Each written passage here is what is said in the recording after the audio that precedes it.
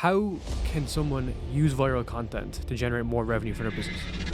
Where most people struggle is they're operating off the old paradigm of marketing, which is create a niche message for a niche audience. We focus on what's called the generalist principle, which means how can we make our content accessible and interesting to the wider possible audience while still talking to that specific niche that is going to pay our bills. I know people with millions of followers that barely make six figures. I know people with millions of followers that have built billion-dollar companies. Social media is an amazing tool to drive awareness, build connection, and you can make a ton of money, but it's predicated and dictated by what is the foundational piece of your business. So All right, man, let's kick off. let's do it. Round two. So I think where I'd love to start is, how can someone use viral content to generate more revenue for their business?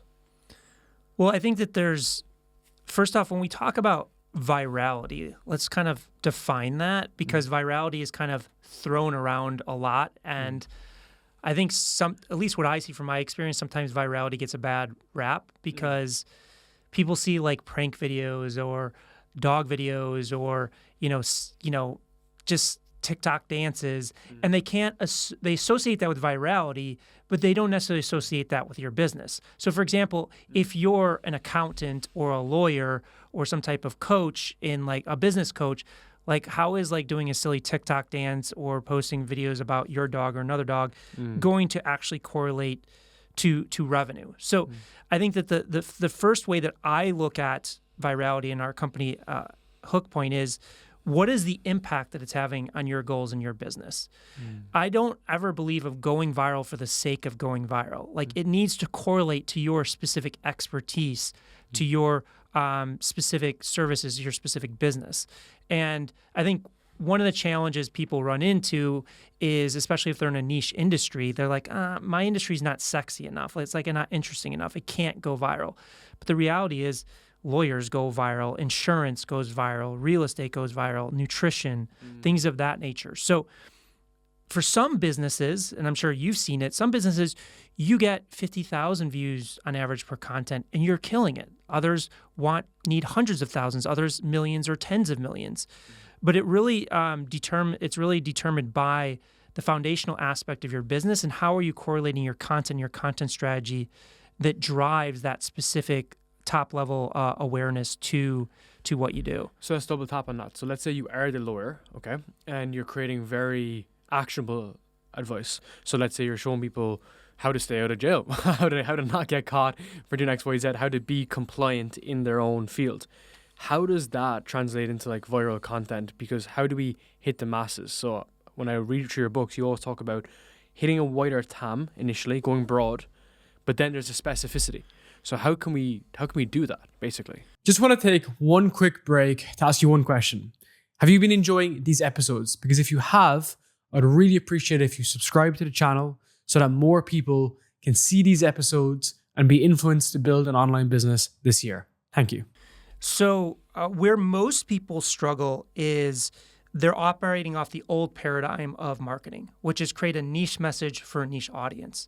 Now, as we look at social media, the paradigm has completely shifted.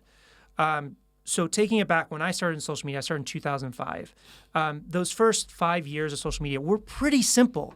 You get somebody to follow your account, you post something, and people see it. But as more and more people started to enter the ecosystem of social media, to the point today we're at 5 billion people using these platforms. The latest statistic I saw is there's over 1 billion pieces of content uploaded every day to social media across all these platforms. So if you think about any one of us, if we opened up our favorite app, there's probably 150,000 pieces of content that could be served to just you as an individual based upon the amount of people that you follow, the type of content that you've engaged with. So obviously, you can't just be seeded 150,000 pieces of content as you open up an app. That would be just immensely overwhelming. So what had to happen as social media evolved? Well, social media platforms invented the algorithms. And the algorithms were designed and are designed to do one fundamental thing, and that is to keep people on the platforms longer. Meaning, the more time people spend on a platform, the more ads they can serve, the more profit they generate. Now, I know there's a lot of frustrated content creators that pour their heart and soul and energy into content and it doesn't work. I feel your pain. But it's not that the algorithms are out to get you. They're not suppressing your reach on purpose to get you to pay for reach. I know this because I've managed over $200 million worth of ad spend. They don't make money off of you and I boosting a post. They make it off of corporations spending billions and billions of dollars of advertising. In addition, why would Mr. Beast be the most subscribed person on YouTube at this point when he started at 13 years old in a bedroom in North Carolina? It would just, the most subscribed YouTube channel would be like Apple or McDonald's or Pepsi or one of those major brands that invest billions of dollars.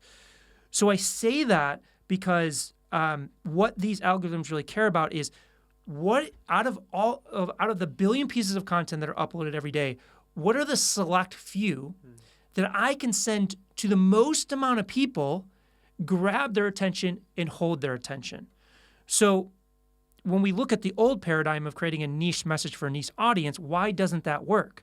Well, because the minute that piece of content is seeded to somebody outside your audience, what's going to happen? They're likely going to scroll past it and not watch it. On top of it, in social media, you're not just directly competing against your competitors or people in your industry. Remember the 150,000 posts when we first opened up? You're competing against all of those. And what happens when somebody typically creates a niche message for a niche audience? It typically feels stale, it feels boring, not super engaging.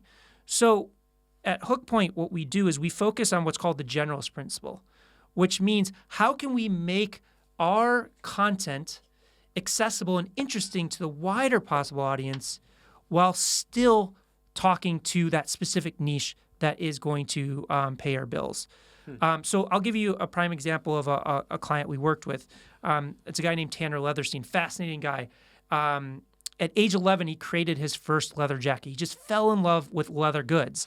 And like most people, he grows up and he has this dream, but it kind of gets deflated. So he became a cab driver for a period of years and then just realized, you know what, I'm going to go back to that leather, creating leather goods because I really love it. So he built a leather brand which would sell like high-end handcrafted leather goods like iPhone cases, briefcases, purses, wallets, and things of that nature.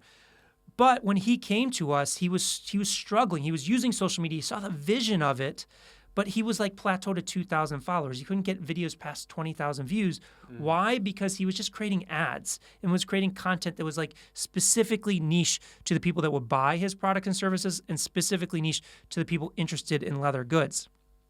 So what we did with kind of that larger vision of like, how do we turn virality into commerce? How do we turn it into business? We helped him design a storytelling format.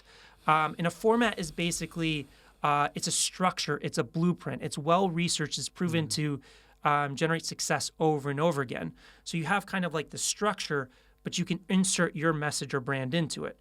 So with Tanner, we created a format with him called Is It Worth It? Where basically he would deconstruct, he'd buy like a $5,000 Chanel handbag and he'll actually pay the money for this because he doesn't want to take like free products from these companies and be forced to kind of give good reviews.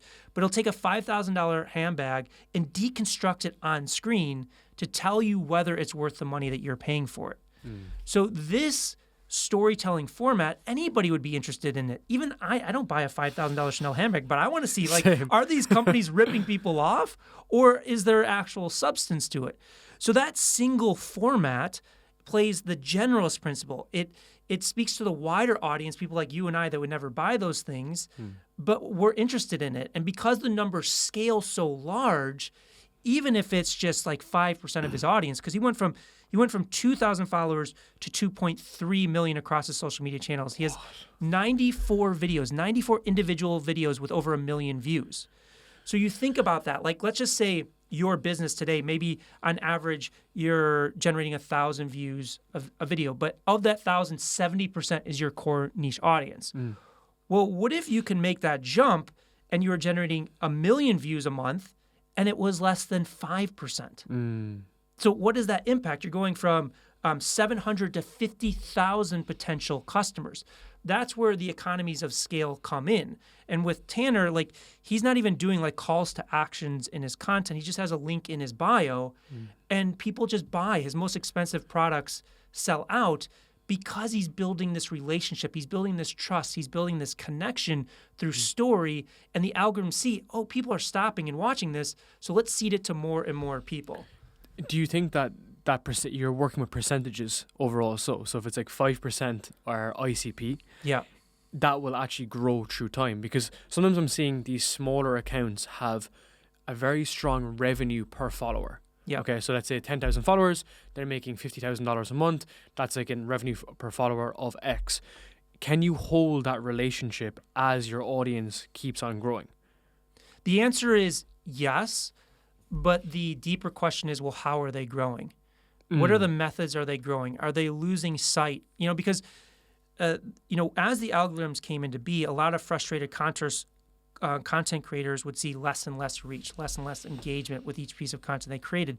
So they kind of seek like hacks and tricks and frequency and things of that nature. When social media, like people misunderstand social media. They think it's like this brand new, like revolutionary medium, when in reality, all social media it's another storytelling platform.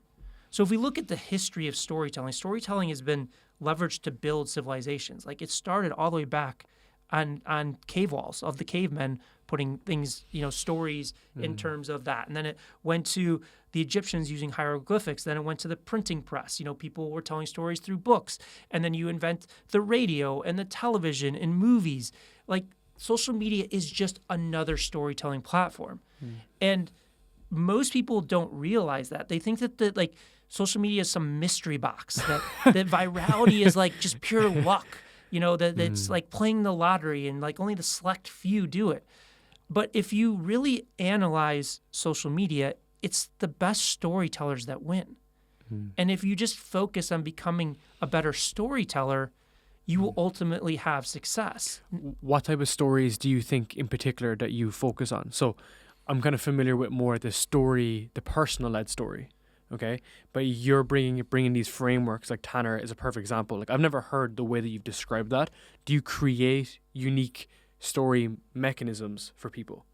So we analyze the world of storytelling on social media through formats, and as I mentioned, it's kind of a structure that you can insert your message into. Now, at our company, Hookpoint, we've done 10,000 hours of research. And I'm not saying it's 10,000 because Malcolm Gladwell said you need 10,000 hours to become an expert. Our team has actually logged over 10,000 hours of research, and we've analyzed over 300 of these formats or structures. So just to kind of give you another example of a format, not in social media, but to give kind of concept to the format is, I started my career in the movie industry. 90% of the movies over the past 100 years have followed the exact same format, and it's a 3-act structure. Yeah. And, some people hear the word format and they're like, oh, that sounds cool, but I want to be original. I want to be authentic. And a format feels like it's going to constrict creativity. But in reality, formats unlock creativity. Great. So if we think about like Steven Spielberg, one of the best storytellers of our generation, if you look at his movies, you look at E.T. versus Jurassic Park, Indiana Jones versus Lincoln, Saving Private Ryan versus Encounters of the Third Kind. Like, each movie feels completely distinctly different. It's not like we sit down and be like, oh, there's Steven again. He's using another 3X structure. Yeah. We get lost kind of in that story. So what we're looking at with social media is these clear formats, these clear structures. So I'll give you some examples of them. We just mentioned Tanner, but like a really popular one is Man on the Street. So you approach a random stranger on the street and you engage with them. Now, the interesting thing about formats is don't pay attention to the content, pay attention to the context. So what I mean is a format like Man on the Street, it's used by School of Hard Knocks that does, entrepreneurship business where they approach a person and be like, how did you make your first $1 million? It's used by a friend and client of ours, Alex Stemp, that's a photographer, approaches random strangers on the street, offers them a professional photo shoot. There's another individual, Body by Mark, that approaches people that look fit on the street and asks, what is your workout? Caleb Simpson approaches people on the street and asks, how much do you pay for rent? And you do home tours. So these formats, again, they're structures that have proven success time and time again that you can insert your message into. Another one that a lot of people have probably seen is 2 characters, 1 light bulb, where it's the same person plays 2 different characters and they debunk a common myth about an industry. So Erica Kohlberg does it around like the fine print and legal contracts. What happens if your AirPods break? What happens if your flight gets canceled or delayed? Mark Tilbury uses this around like financial aspects. There's another one, Walking Listicles. Robert Croak does it where he's walking around the block and he just does like the top 3 things you need to do if you want to be the first millionaire in your family. So there's these clear structures that are available to people. You just need to insert your message into it. Would you add podcasting as a format? Absolutely. Why do you think some podcasters and their clips repurposed well work and then some completely flop? If you look at a Chris Williamson reel, of course he's like charismatic and he speaks really clear, but then there's some other people then that would have the same level of content that's repurposed that wouldn't smash. And then also to add to that, do you think platforms are different in terms of the algorithm in response to the message too? TikTok versus Instagram. So in terms of podcasts, let's talk long form, then we can talk short form. Long form, the most successful podcasters from a long form perspective, they're creating an experience. So you like hear Joe Rogan Experience, he's one of the first people. But if you, and this is a process that we do for all content. We call it the hook point mirror test. If you really want to understand what's the difference between a high performer and a low performer, you put the high performer on one side of the screen, the low performer on the other side of the screen, and you watch them side by side. And if it's your content, as long as you're honest with yourself and you're comparing apples to apples comparison, like I wouldn't compare like Erica Kohlberg that does 2 characters, 1 light bulb to a podcast. Vice versa, I wouldn't do like Man on the Street comparing it to a podcast because they're 2 different formats. You need you need to compare apples to apples. But if you look at like Stephen Bartlett, Joe Rogan, Lex Friedman, and you watch it compared to like a podcast on YouTube that's getting like 1,000 views or 5,000 views, you will see this level of the experience they create within that environment. They make you feel like you're there, that there's a conversation happening. I think a lot of podcasters go wrong when they treat it as an interview because it's interviews have a high propensity for falling flat because you rely too heavily on the guest versus, Stephen Bartlett, Joe Rogan, Lex Friedman, they're taking you on a journey through the conversation versus just question, answer, question, answer, question, answer. Agreed. And then in terms of the clips are a completely different dynamic because it's short form. So, a lot of the areas where it falls flat is, obviously, what is the hook? Like, are we driving a generalist approach or generalist principle hook in that grabs their attention? Is there some type of massive perspective shift that's happening in the content? Is there an aha moment where we're coming in, the hook sets the expectation, and we're completely flipping the perspective on what we thought about about a specific subject matter? Because if we see the hook or we see the content as something we already know, you're going to move on. You're not going to share it. You're not going to engage with it. There's also a big thing that we call work to wow ratio. How hard does the viewer have to work to get that wow out of the clip? So if it's too dense, if it's too kind of like using too much jargon, we have to think too hard. Like our subconscious is trained that if we feel like we're being left behind, we just scroll past the next one. Mental calories. You just keep going to that next one. So we have to really look at, what is the structure to that clip to make sure that we're delivering on all these levels that not just grab attention but hold it. And a lot of times we see in a lot of clips, not just podcast clips, is you need to have like a second or third hook in there. Even in like a 60 to 90 second thing is like you have a hook, you shift that perspective with that, and then another hook comes in and creates a new question, and you want to keep going, and you want to keep going to find out the ending. And it's kind of like if you watch any movie, like what happens in a movie like Mission Impossible just came out. There's a challenge, they defeat the challenge, and then they go down, and there's a new challenge, and then they have to defeat that, and it just goes up and down, up and down. It's not like Mission Impossible or most movies that the character just goes in and they have just one main problem. There's many problems that lead up to solving that main problem, and you have to have that level of dynamics in a short form podcast clip in addition to a long form one as well. This is crazy. This is so beneficial, by the way. The way that you think about this, because you can see it, right? You can see examples where this hits and where it doesn't hit. So I have a public speaking coach, and the first thing he said to me when we started working together was, "You're high on competency, but you're low on warmth.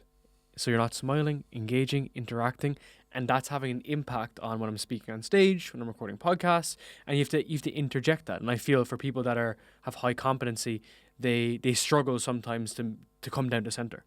How do you find that in creating short form or any type of viral content? Almost the question is around how do you ensure that it's like inviting, right? You're building that community, you're building that strong strength with the viewer, and you're not looking at them from like a third party perspective to decide. Yeah, so I kind of had a similar experience to you on my journey of being a speaker, being out there conveying information. I'm really logic based. So people say, "Well, Brendan, why don't you smile? Like, why you don't look like you're having fun?" Or I'm having the best time ever. Yeah. So I had to kind of take a step back and just be like, what are those dynamics? What am I kind of doing wrong? Because like you get so excited about what you want to share. In my case, it's information, it's data, it's facts. But then a lot of people don't kind of connect with that. Yeah, agreed. So at Hookpoint, we use what we call communication algorithm, and it's been around since the 1970s. And basically, what it does is it breaks down the different ways that people perceive content, perceive the world, perceive you. So there's 6 different ways. So the largest subset is what you're talking about, what your speaking coach advised you on is feelings-based. There's 30% of the population. So they connect with you based upon how you make them feel. So they share your content, they follow you, they buy your products and services based upon how they think it's going to make them feel. The second subset of the population is fact-based. So that's me. It's 25% of the population. So for them, it's not about feelings. It's like, does this make sense? They want information, timeframes, facts, data, and things of that nature. The third largest is fun-based. So for them, they want it to be engaging. They want it to be, the reaction, the fun aspect of the content. They want to know that they're going to enjoy it. 10% is values and opinion-based. So for them is, do I trust this person? Do I believe in this person? Are they dedicated to me as an individual? And then another 10% is reflective-based. So they just reflect on the world. So if you saw Oppenheimer with Albert Einstein, where the entire movie, he's just sitting out overlooking a lake, reflecting on the world. That was really him. He would just take information, stare out a window, stare at a lake, and like his best theories and ideas would come that way. And then the smallest subset of the population, 5%, is action-based. So they don't think, they don't feel, they just go. Like incidents is their psychological need. So the best example is, again, Tom Cruise in Mission Impossible. Like, what is he doing? He's jumping off the side of buildings. He's hanging off the sides of planes. He's not talking about his feelings. He's not talking about like his opinions or facts. It's just go, go, go. So in terms of like what you're talking about is the content of what we're delivering doesn't need to change, but the context of how we're delivering it is. So for example, like, I got brought in by Gary Keller, the founder of Keller Williams, and we did analysis of how people sell homes. And most of it is just fact-based. It's this house has 5 bedrooms, 4 bathrooms, on an acre of land. So that's 25% of the population, but you're knocking out 75%. So, or you're disconnecting from 75%. So how would we take the same content of a house and not completely change who we are, but also reshape it? So we still want to have facts and say, this house has 5 bedrooms, 4 bathrooms on an acre of land. But you see this fireplace? Imagine what it's going to feel like when you're with your family around that fireplace on Christmas Eve opening presents. That's cool. And did you see the pool in the backyard? You are going to have the funnest and craziest parties, and all your neighbors are going to be super jealous. And I really believe that this is a good fit for your family because this school district is the best in the state. But I highly recommend that you move fast now because this is the best house on the market and it's going to move fast. So again, like I started with facts and then I went to feelings and imagination, the reflection part of it with I want you to reflect and imagine what it's going to be like on Christmas Eve. I talked about the friend, how jealous your friends and how much fun you're going to have with the pool. I layered in my beliefs in a subtle way of like, this has the best school district in the market. And then, you need to move fast because this is the best house. So moving to that action-based. So basically, you're actually incorporating all of these things. Yeah, right? Typically when we work with clients, we say focus on the big three, feelings, facts, and fun, because you hit 75% of the population. Yeah. Values and opinions can be tricky because even if you insert your values or opinions, like 50% could just disagree with that opinion that you have. How important is it to almost split the audience? So have people that are in your tribe, cult, community, and then throw stones at the enemy. Like, how often do you see, well, it obviously works, right? But is there a world whereby you can grow your business and your content and go viral without doing that stuff? It's difficult. Yeah. There's some people intuitively do it, and it will work. I would say for vast majority of the people that we work with, and what we've seen, that's one of the issues that they're failing to break through. It's like anybody we work with, we make them take this communication assessment so we can really understand their strengths and weaknesses and point that out to them. Because this is, and even like what you were talking about with your speaking coach, it's not your fault that you weren't, emotionally connecting with people. You didn't have the awareness. But once you have awareness, then you can start working on the solution. But I'm not saying it's impossible. It's just really difficult for a majority of people stepping into social media if they want to be kind of at that top 1% and really break through, to not have that diversity in terms of how they're communicating. Yeah. However, you don't need to go overboard in any direction. When I just broke down the house, like I didn't spend a lot of time in each one. So it's like you can just, say like for you with, feelings is just like, hey, it's really great to see you all here today. I appreciate the time that we're going to spend to connect together.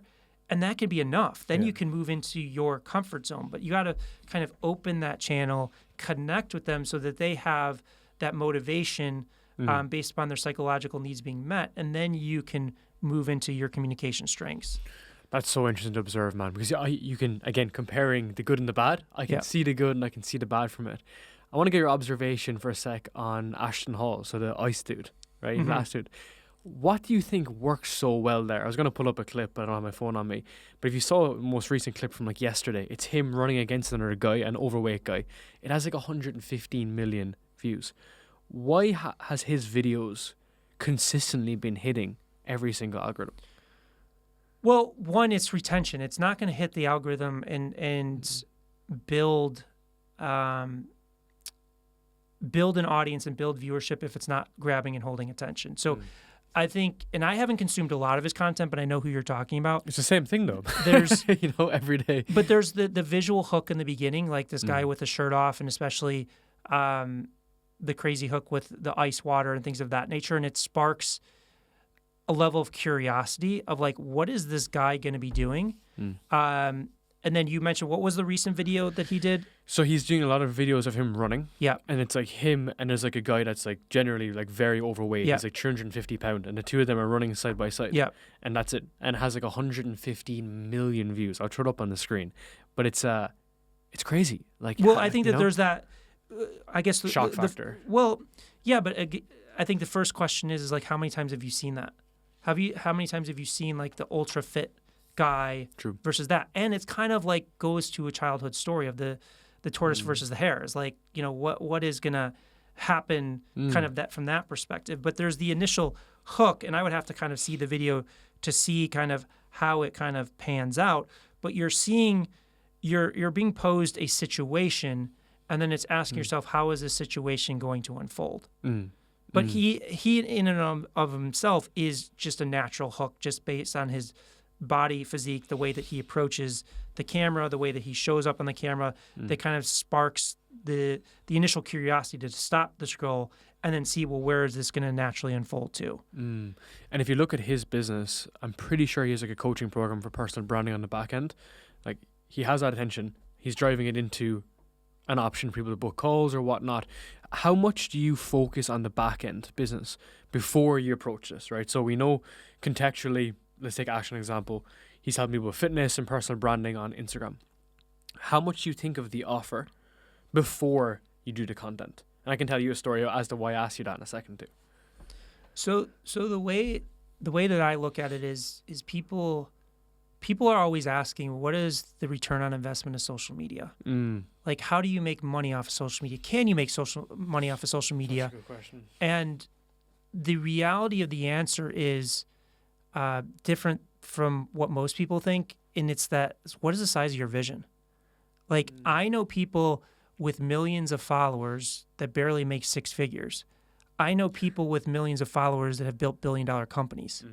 So the reality is like, social media is an amazing tool to drive awareness, build connection, and you can make a ton of money.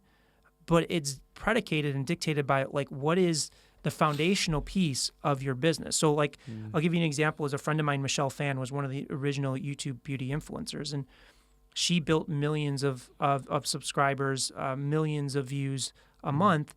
And there's so many beauty influencers out there. Now, what do most beauty influencers do for monetization? Well, they do brand deals. Yeah. They go from brand deal to brand deal to brand deal. There's nothing wrong with that, but that is a real short-term kind of view on what the potential of the audience that you're building. Agree. So Michelle decided with three of her friends that she's going to form a company, and she founded a company called Ipsy, which was a quarterly subscription box. Within 3 years, it was doing $120 million a year in revenue. At one point, it was valued at $800 million. But she didn't just stop there. L'Oreal came to her, one of the biggest cosmetic companies in the world, and instead of accepting, I'll just do a brand deal with you, she's like, no, I want to actually partner with you and create my own cosmetics lines. And L'Oreal had never done that in their history. They would always acquire companies. They would never build them from scratch. But because she had that foresight, because she had that vision, she was able to go after something much bigger. So to your initial question, like, yes, you should have a clear understanding of what your foundational offer is or how you're going to be generating revenue. But what I really challenge people to do is dream as big as humanly possible, because your return on investment of social media, your ability to monetize it, really comes down to how big you're willing to dream, how big you want to build something. Now, that is not necessarily right for everybody, but if you want to build something massive, we'll start thinking like that from day one. It's also a time block too, right? Like if you're getting into organic content, it's so that you're doing it for a long time, right? I feel like a lot of guys get into the space, more entrepreneur mindset, and they're looking for more like direct response, immediate ROI. But you're in the game for a long time. Like you've been creating content since 2005. I started 5 years ago.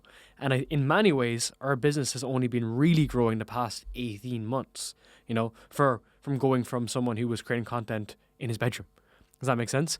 And where can we get to in 5 more years of that consistent release of good content, not just any trash, So I do think a lot of it is based on the quality of the entrepreneur too. Like what do they want to do?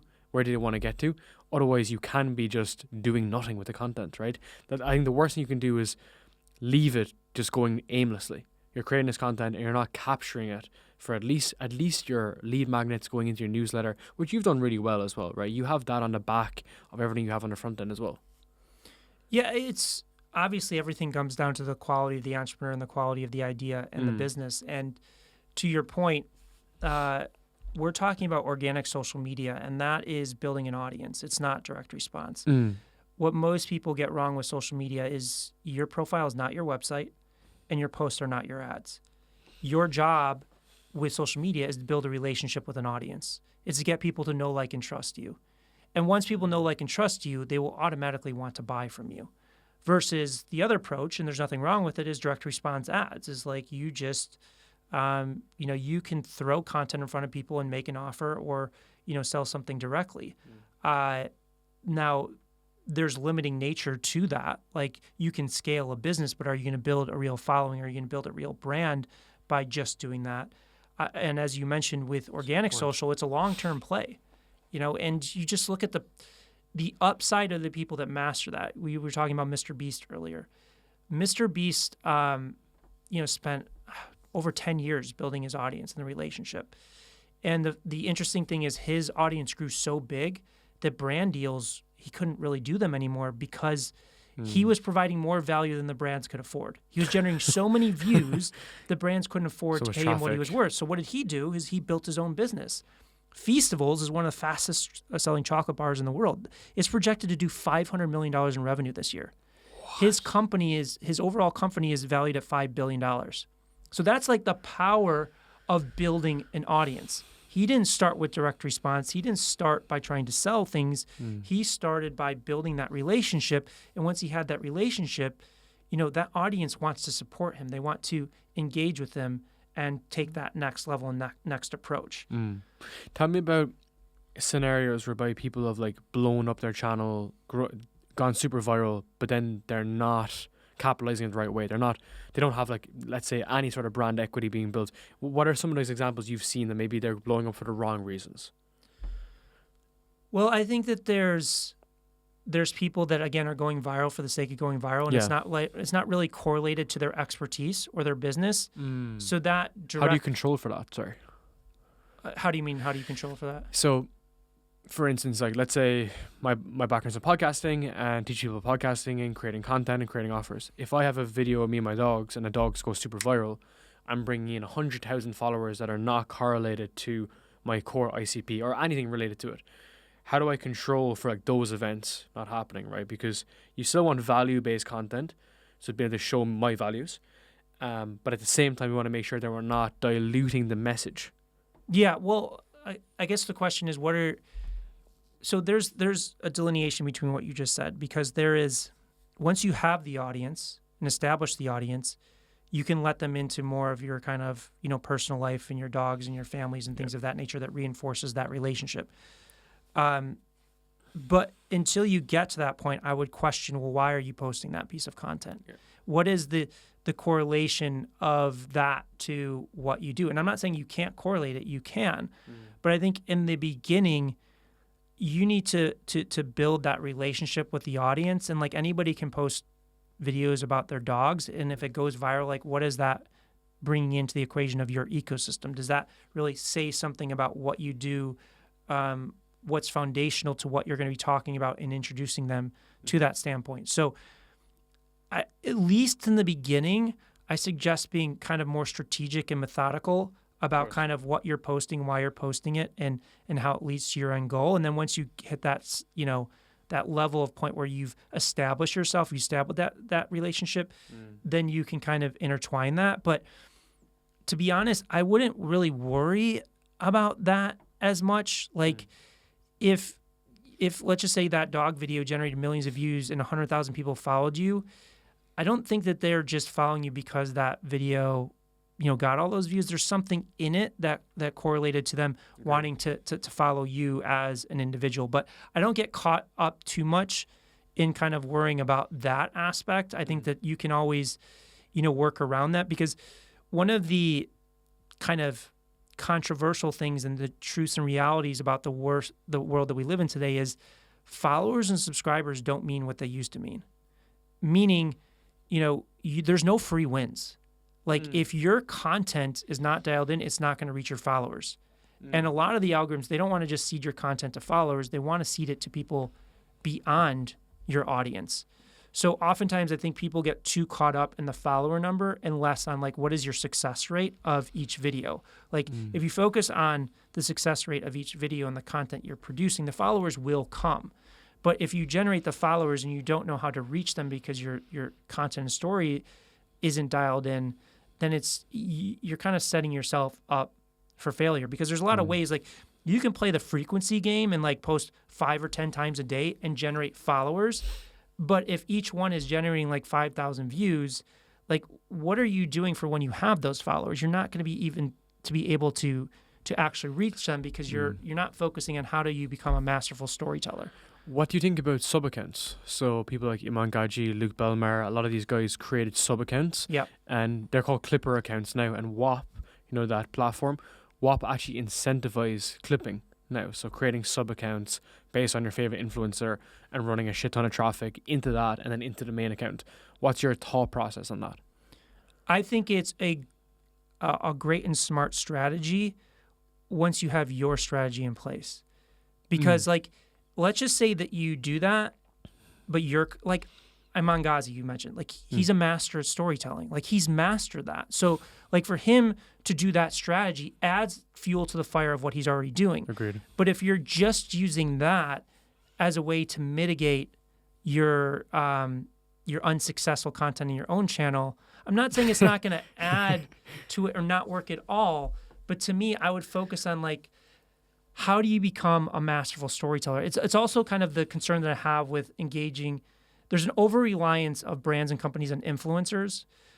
I did the first influencer campaign in 2006 for a movie, so I've kind of seen the ebbs and flows and the evolution of it. And don't get me wrong, influencers are a great asset if you know how to run the campaigns properly. But I think brands are over-reliant on them because they can't figure out organic social themselves. And that's why they keep relying on them. So a question for you on that. Would you suggest the brands to be building based on the founder-led brand, or more of the company level? It depends. Because it's like, is it easier to build off a founder? Yes. But you don't want to build off a founder if the founder doesn't want to do it. Like, if they don't want to create content, they don't want to be the face of it, it's going to come off. You know, it's going to come off in the content. It's going to come off inauthentically. But you can look at other examples like Duolingo killed it in terms of the mascot that they did, and they're the largest language learning app in the world. So, in addition, is like what happens if the founder leaves or gets sick or things of that nature. Founder-led brands can be extremely successful in terms of social media, and they can be complete failures. You can have other ways of building the brand through social media. It just really comes down to the execution side of it. I guess what would you be your advice there? Would you advise people to kind of, because everyone, if you're bad at something, you're going to hate it, but then you get good at it and you get better at it, right?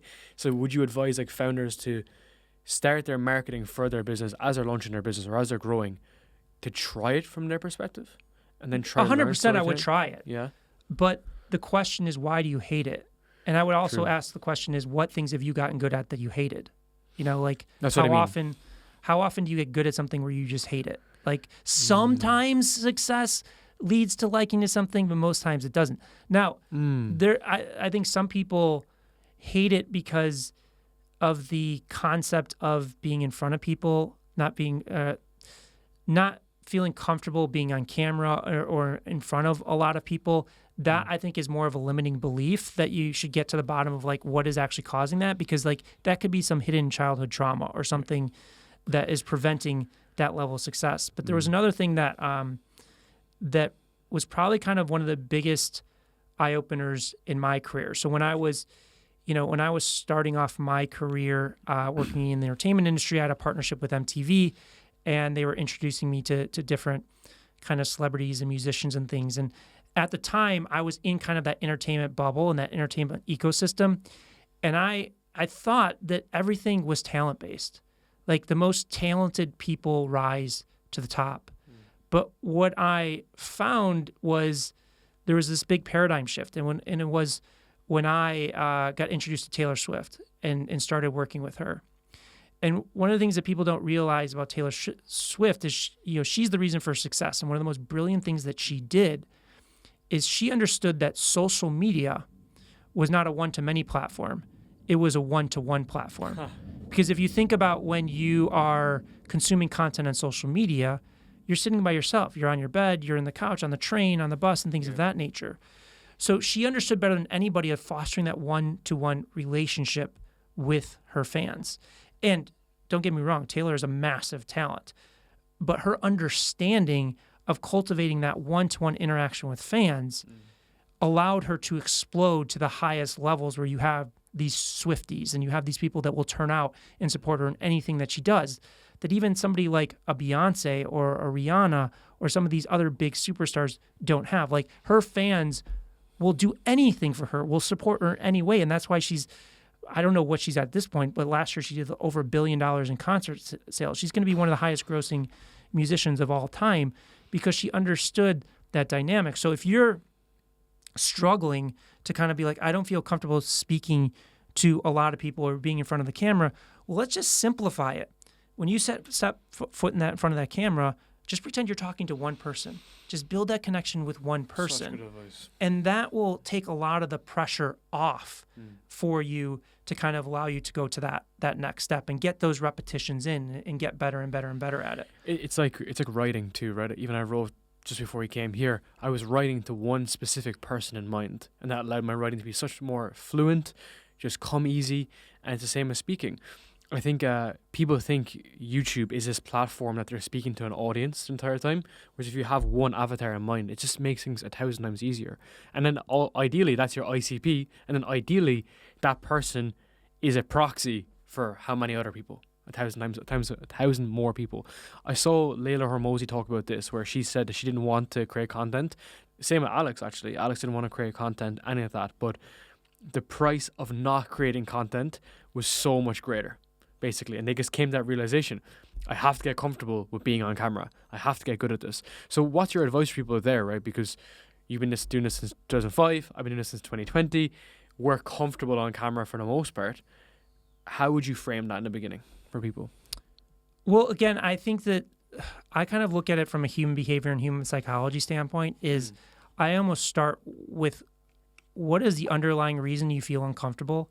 What is the underlying reason that you hate it? Because you may be able to unlock something versus trying kind of like blunt force your way through it. I think some people can do that, but a lot of people will try the blunt force way and just like roll up your sleeves and force yourselves to do it, and they'll just burn themselves out. So that, like what you had mentioned about the Hermosis, like they had a larger vision for what they wanted to achieve, and they kept that larger vision in mind. And you know, you ask yourself from a scale of 1 to 10, with 10 being the highest, like how motivated are you to reach that end goal? And you can leverage that motivation to push through. Like that is one way. But I kind of look at it from a psychology perspective of like, where are these, you know, limiting beliefs, or where is this discomfort coming from? Because I think if you can solve those underlying aspects, I think it's just going to make you a stronger entrepreneur, a stronger business owner, just beyond that level of, you know, communicating on camera. I'm just thinking of my examples. So I've recorded 300 podcasts, and it was around 200 in. I was thinking, like, why am I not getting better at delivering my message? And this is when I went into public speaking. And then I started doing a bit of stage work and online workshops and in-person workshops. And I knew it was like that one change I could make that would make me 10 times better and have 10 times more of an impact. So it was me thinking, well, where do I want to be in 5 years? I want to be on stages. I want to be on very large stages. I want my podcast to keep on growing, my impact keep on growing. I need to make this change back here. And it's funny because it's problem awareness. I wasn't really aware that I had a problem, maybe a small bit, but it was until I had to shine a light on it to say, okay, I can improve this way. I can become more comfortable. I can relax. I have the receipts. I have the experience. I can come and actually enjoy it more, right? Because a big part of content is actually enjoying it and saying that I can do this for a long time, because I think that's where people, you know, burn out then. They'll say they're burnt out, but they're probably just hating their life. Yeah, who knows what they're hating, and that's why I'm kind of hesitant to just say push through it. Exactly, it's like, yeah. Because like you said, it took 200 podcasts then to find that kind of hidden. It was kind of like I have many podcasts that have blown. So this is quite interesting because I have some podcasts that have blown up a ton, and then I have some that are smaller. And it's usually not to do with me, right? It's obviously some guest dependent and so on, but there's levels of skill and ability that I need to get better on, straight up. And I think it's giving myself the permission to, 1, improve, and then 2, just have more fun, like be more relaxed, enjoy it. And then I can do this and forever. Right? Yeah. There's not many podcasts that have got to 300. There's very yeah, little. and that's where it's just like how I've lived my entire career and my entire life is go get the help that you need.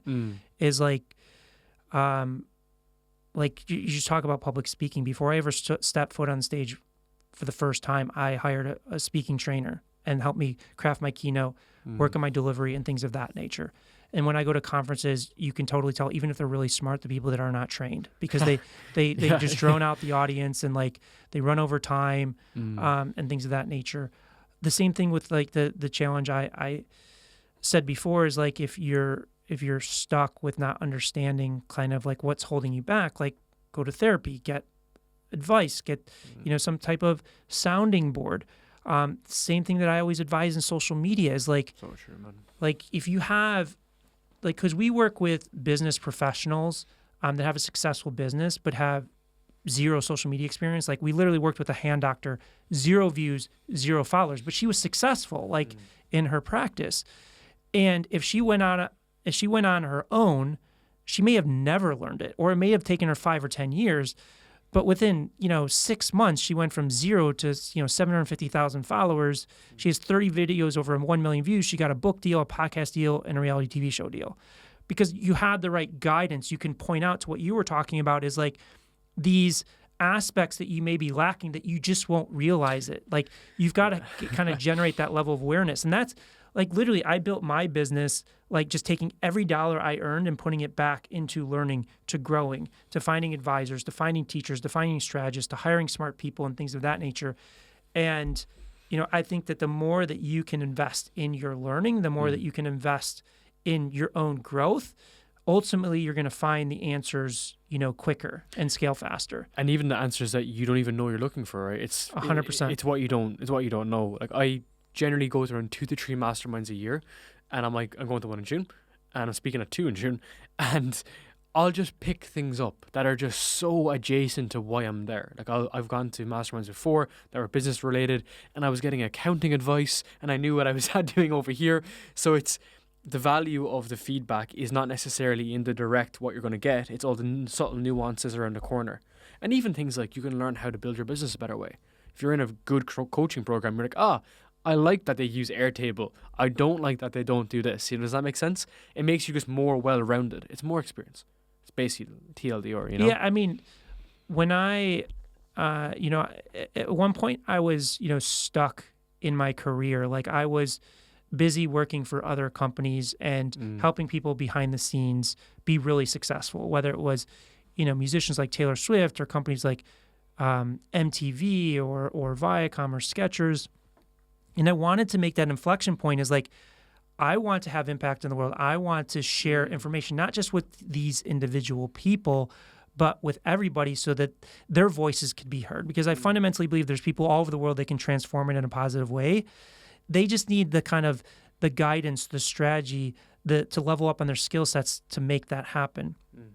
So I was a big fan of Tim Ferriss and the 5-Hour Workweek. I thought it was like an amazing hook. And I was like, I want to create a book. Like I want to do what Tim Ferriss did, but I had a lot of self-doubt. Like I was just like, who am I? I've never written a book.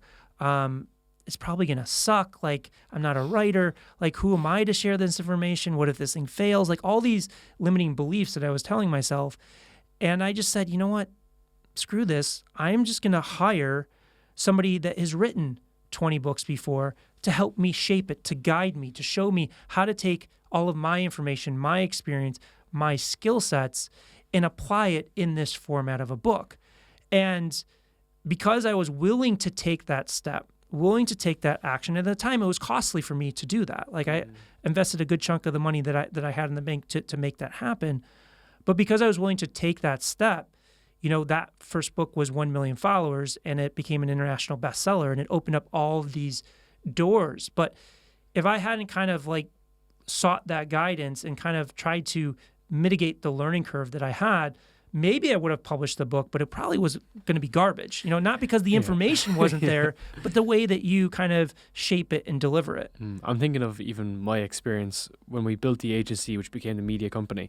It was like 4 years and it's still doing really well. Like it's a multiple 7-figure business on its own, but I had to chew glass. Whereas when we went through the education piece, I had met my James Kemp on my podcast and he had given me some advice and then I had just paid for his advice and we had done 4 years what I did in the past business in around 60 days, genuinely 60 days. Because I was like, how do I do this?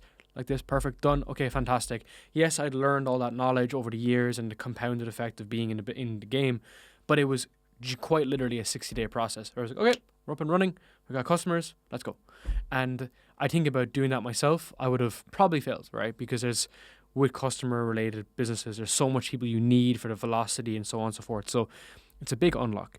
One thing I want to ask you there was almost when someone, it's like almost anti-halo effect. When someone has done so much in one domain, when they move into content, they almost think it's going to be easy, right? They think like, oh, like I'm a doctor, this should be easy. How do you manage expectations? I have a lot of clients like this that are super successful. They will be really good at content, but they think that it's easier than what it is. Well, honestly, like somebody like that, like a doctor, I think has a little bit more perspective, because I just say, well, how long did it take you to master being a doctor or being a lawyer or being an accountant? Great question. How many nuances are there between a great doctor or a great lawyer and a poor doctor or a poor lawyer? We cut the learning curve down because we've spent 10,000 hours researching this stuff. I've spent 20 years in the space, so we can create the blueprint to cut that learning curve like by 80 or 90%. But ultimately, you need to show up.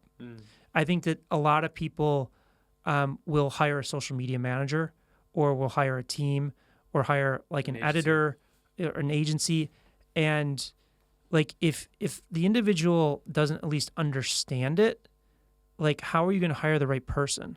And that's where I see a lot of times is, you'll hire an editor, you'll hire a videographer, you'll hire a social media manager, and sure, they may have years and years of experience, but that doesn't mean they understand the fine nuances of what it takes to make that jump into that top 1%. So what I always, recommend is at least try and understand the baseline yourself. And yes, anything is typically more challenging than what you get into it. But going back to what we were talking about earlier, like, how much of a priority is this for you? On a scale of 1 to 10, what is this going to lead to? And how important is that thing it's going to lead to? And if that thing that you're trying to lead to is super important, you're more likely to stick it out and do it. If that thing is not, if that foundation isn't there and it's not super important, then yeah, you're probably not going to stick around. But it's like, in today's world with 5 billion people on these platforms, there's no free wins. There's no real shortcuts. And even if you, like, let's just say you generate 1 million followers in the first 6 months, like, you still need to cultivate that relationship with that audience for years to come. So it needs to be something that you're invested in the long term for. And there's so much coming up for me when I hear this, because this is the ROI argument, right? It's people that get into the space. I'm not seeing an ROI. It's been 60 days, 90 days. How do you manage that as a result? Because I know it's longer term, but let's say they're paying, because whether you do this yourself or not, it's still going to cost you, right? Yeah. Even the equipment. Like, I actually have a studio in Bali that I built. Dude, the studio has broken my heart. It cost me like 20K to build, just equipment. The equipment breaks, just so fickle. Whereas I go to a studio, got to pay for a studio. So there's always going to be cost involved. There's always investment involved. How do you manage the ROI expectation of content? Well, there's a few things. As we talked about earlier, the ROI is going to be dictated by how strong the foundation of your business is. How much can it scale? Great point. In addition to, like, well, what is the cost if you don't do it? So if you're going to stop, well, what is the ultimate, outcome that you're going for? Like, we've had clients that, within 6 months, they're making 6 or 7 figures off of social media. There's some clients that don't do that, don't make any money, because they need to kind of like have that one thing click. And once that one thing clicks, it skyrockets. But again, it really comes down to, like, how much are you willing to put into this from a work perspective? How important is this? Do you actually believe that social media works in terms of, driving growth in your business? If you don't believe it, just don't do it. Because if you don't believe it, you're going to bring that disbelief into the process. You're going to bring it into when you're sitting in front of the camera, and they're ultimately going to get frustrated with it and quit. But if you believe in it, like, even with our business, like, we guarantee that you're going to generate 1 million views in 120 days. Otherwise, we'll keep working with you for free until you do. And that's just the baseline. Like, I just had somebody a cartoonist use our model and just hit 1 billion views. We just gave him a 1 billion view award. Like, I've had 2 or 3 clients that generated over 1 billion views. The process works, like, because it's pure storytelling. And if you're committed to that, if you're committed to perfecting, your story through what we talked about in terms of a format, it will succeed. Whether it happens, I can't guarantee it's going to happen in 2 weeks, 4 weeks, a few months, or a year, because it has to, take its course in terms of what you put into it. But it really comes down to, what is your motivation? Why are you doing this? Like, if you're trying to build something big and you believe that social media can help you to do it, then stick with it. It's the same thing as like you talked about an example with a doctor. Like, I don't even know, like, how many years does somebody have to go through medical school and like training before they actually become a real doctor? I think it's got to be like 10 years or something. Like, like you're willing to spend 10 years, but you're not willing to spend like a year in social media. Well, why are you doing it? Like, a lot of this is top 6 inches. A lot of it's psychology. A lot of it's limiting beliefs. 100%. Because I think you and I both don't struggle with action. For me, like, there's no alternative. I'm like, got to make this thing work. Got to make the short form work. Got to make the post work. So I'll do the thing I need to do to get the result that I want to get. Whereas I feel like people that put their hands up and complain, they're just not there yet. They haven't done the development. It's kind of like when you go into the business world, you actually have to do a lot of personal development to develop as a person to be able to attract the clients that you want. You have to do that development, otherwise your business won't grow. You won't become that person. Do you manage those expectations when people join your world? Do you bring them through that? Just from a teaching perspective, I'd love to learn. I mean, we do to the extent that we can. Again, I would say that sometimes you're not necessarily dealing with issues as it pertains to the subject matter or the expertise you're bringing to the table. Oftentimes you're dealing with, limiting beliefs, past traumas, and things that are being projected onto your work together. That's typically where the issues come about. And there's only so much we can do. Like, we can't be your therapist in a way. Like, we try and help as much as possible, but that is, a real issue where these projections come onto the work together where it has nothing to do with you as an individual or the service you're offering. It has to do with something else that they're dealing with in their life or in their past. But yeah, we try, like, we're very honest and transparent. Like, and again, like, why we offer like a guarantee of 1 million views in 120 days, because we love helping clients that are putting in the work and that are successful. Like, we love nothing more than seeing somebody work really hard and trying to grow their business. And we will support you as long as we see like you're a true partner and like you're putting in the work. Like, that's something we love. Like, the challenge, and I'm sure you've probably seen it with clients you work with, is like, if they're not going to do the work, if they're not going to do anything and just point the finger and blame at other people, there's only so much you can help them, not just in that context, but as a human being. Sinking ship, yeah, effectively. I love your perspective on it, though, because you're so right. There's only so much you can do as the provider. And this is actually why I love coaching, because you'll find this quite well. I'll get your feedback on this. I asked one of my mentors recently, I said, look, our business has grown so much over the past couple of years, but our agency clients still look down on us. It's kind of a weird dynamic. And he said, well, you do a service to them, so you are a servant of them. Whereas our coaching clients, we like liberate them, we teach them, we give them the ability to think for themselves, to create their own content and build their own business. The dynamic is different, and as a result, like, the mindset is different. So I think that's why I asked you the mindset side, because a big part of our coaching is getting people to get over their own limiting beliefs. Whereas in the agency, we just do the content, right? So they haven't done the development. It's a very interesting observation. Yeah, even in my own business and the struggles of building a business and running a business, when something goes wrong, if we hired the right person, somebody's not delivering, we spent about a bunch of money on something and it didn't work. At a macro level, I try and tie it back to, what did I do wrong? What was it that attracted me to this opportunity or this person that ultimately didn't succeed? What did I miss in that process? I invest over 6 figures a year in my personal, growth and development, because I know all of these things as an individual project onto the business, carry over to the business, carry over to the work that you do, how you show up.